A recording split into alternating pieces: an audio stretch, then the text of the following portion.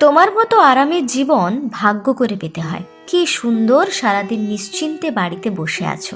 উনি খানিকটা ঠিকই বলেন, তবে পুরোটা ঠিক নয়। ঘুম থেকে উঠেই হাতের সামনে সব কিছু রেডি যান, আর সব গোছানো জিনিস নিয়ে কোনো রকমে তৈরি হয়ে ওরা অফিসে চলে যান।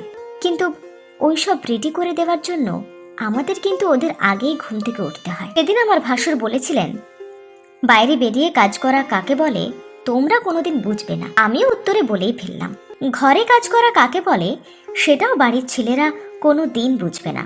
বাইরে বেরিয়ে কাজ করলে তো বেতন পাওয়া যায়, কিন্তু বাড়িতে যারা বিনা বেতনে উদয়াস্ত পরিশ্রম করে তাদের আর কিছু না হোক একটু সম্মান বোধহয় প্রাপ্য হয়। আমরা কারোর থেকে কম নই কোনো অংশে। কেউ আমাদের কথায় কথায় ছোট করলে প্রতিবাদ করতেই হবে, কারণ নিজের জন্য নিজেকেই মুখ খুলতে হয়। নিজের প্রাপ্য সম্মানও নিজেকেই আদায় করতে হয়।